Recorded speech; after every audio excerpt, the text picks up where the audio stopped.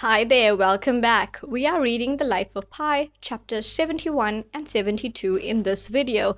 All the other chapters are available in various videos on the channel. The Life of Pi, chapter 71. To those who should ever find themselves in a predicament such as I was in, I would recommend the following program. Number 1. Choose a day when the waves are small but regular. You want a sea that will put on a good show when your lifeboat is broadside to it, though without capsizing your boat. Number 2. Stream your sea anchor full out to make your lifeboat as stable and as comfortable as possible. Prepare your safe haven from the lifeboat in case you should need it. You most likely will. If you can, devise some means of bodily protection. Almost anything can make a shield. Wrapping clothes or blankets around your limbs will make for a minimal form of armor. Number 3. Now comes the difficult part. You must provoke the animal that is afflicting you. Tiger, rhinoceros, ostrich, wild boar, brown bear, no matter the beast, you must get its goat. The best way to do this is most likely to get close to the edge of your territory and noisily intrude into the neutral zone. I did just that. I went to the edge of the tarpaulin and stamped upon the middle bench as I mildly blew into the whistle. It is important that you make a consistent, recognizable noise to signal your aggression, but you must be careful. You want to provoke your animal, but only so much. You don't want it to attack you outright. If it does, God be with you. You will be torn to pieces, trampled flat, disemboweled, very likely eaten. You don't want that. You want an animal that is piqued, peeved, vexed, bothered, irked, annoyed, but not homicidal. Under no circumstances should you step into your animal's territory. Contain your aggression to staring into its eyes and hurling toots and taunts. When your animal has been roused, work in all bad faith to provoke a border intrusion. A good way of bringing this about, in my experience, is to back off slowly as you are making your noises. Be sure not to break eye contact. As soon as the animal has laid a paw in your territory or even made a determined advance into neutral territory, you have achieved your goal. Don't be picky or legalistic as to where its paw actually landed. Be quick to be affronted. Don't wait to construe. Misconstrue as fast as you can. The point here is to make your animal understand that its upstairs neighbor is exceptionally persnickety about territory. Number 5. Once your animal has trespassed upon your territory, be unflagging in your outrage. Whether you have fled to your safe haven off the lifeboat or retreated to the back of your territory on the lifeboat, start blowing your whistle at full blast and immediately trip the sea anchor. These two actions are of pivotal importance. You must not delay putting them into effect. If you can help your lifeboat get broadside to the waves by other means with an oar, for example, apply yourself right away. The faster your lifeboat broaches to the waves, the better. Number 6. Blowing a whistle continuously is exhausting for the weakened castaway, but you must not falter. Your alarmed animal must associate its increased nausea with the shrill cries of the whistle. You can help things move along by standing at the end of your boat, feet on opposite gunwales, and swaying in rhythm to the motion imparted by the sea. However slight you are, however large your lifeboat, you will be amazed at the difference this will make. I assure you that in no time you will have your lifeboat rocking and rolling like Elvis Presley. Just don't forget to be blowing your whistle all the while, and mind you, don't make your lifeboat capsize. Number 7. You want to keep going until the animal that is your burden, your tiger, your rhinoceros, whatever it is, properly green about the gills with seasickness. You want to hear it heaving and dry retching. You want to see it lying at the bottom of the lifeboat, limbs trembling, eyes rolled back, a deathly rattle coming from its gaping mouth. All the while you must be shattering the animal's ears with the piercing blows of your whistle.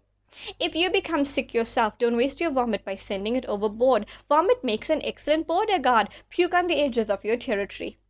Number 8. When your animal appears good and sick, you can stop. Seasickness comes on quickly, but it takes a long while to go away. You don't want to overstate your case. No one dies of nausea, but it can seriously sap the will to live. When enough is enough, stream the sea anchor. Try to give shade to your animal if it has collapsed in the direct sunlight, and make sure it has water available when it recovers, with anti-seasickness tablets dissolved in it, if you have any. Dehydration is a serious danger at this point, otherwise retreat to your territory and leave your animal in peace. Water, rest, and relaxation, besides a stable lifeboat, will bring it back to life. The animal should be allowed to recover fully before going through steps 1 to 8 again. Number 9. Treatment should be repeated until the association in the animal's mind between the sound of the whistle and the feeling of intense incapacitating nausea is fixed and totally unambiguous. Thereafter, the whistle alone will deal with trespassing or any other untoward behavior. Just one shrill blow and you will see your animal shudder with malaise and repair at top speed to the safest furthest part of its territory. Once this level of training is reached, the use of the whistle should be sparing. Chapter 72. In my case, to protect myself from Richard Parker while I trained him, I made a shield with a turtle shell. I cut a notch on each side of the shell and connected them with a length of rope. The shield was heavier than I would have liked, but do soldiers ever get to choose their ordnance? The first time I tried, Richard Parker bared his teeth, rotated his ears full round, vomited a short guttural roar, and charged.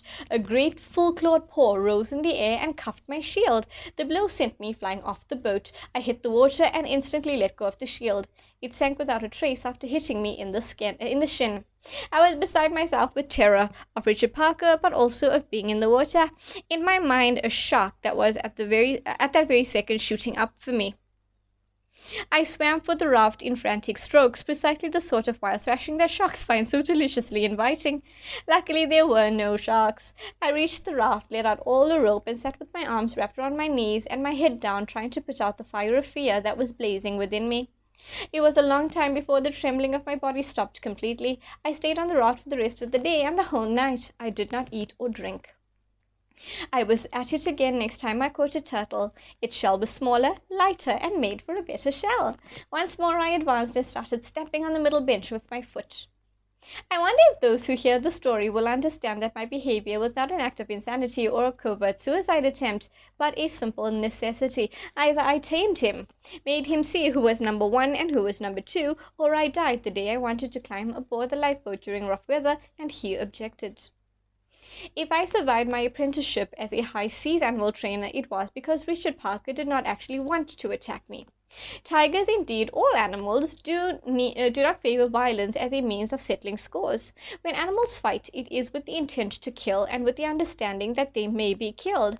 A clash is costly, and so animals have a full system of cautionary signals designed to avoid a showdown, and they are quick to back down when they feel that they can. Rarely will a tiger attack a fellow predator without warning. Typically, a head-on rush with the adversary will be made with much snarling and growling, but just before it is too late, the tiger will freeze, the menace rumbling deep in its throat. It will appraise the situation. If it decides that there is no threat, it'll turn away, feeling that its point has been made. Richard Parker made his point with me 4 times. 4 times he struck at me with his right paw and sent me overboard, and 4 times I lost my shield.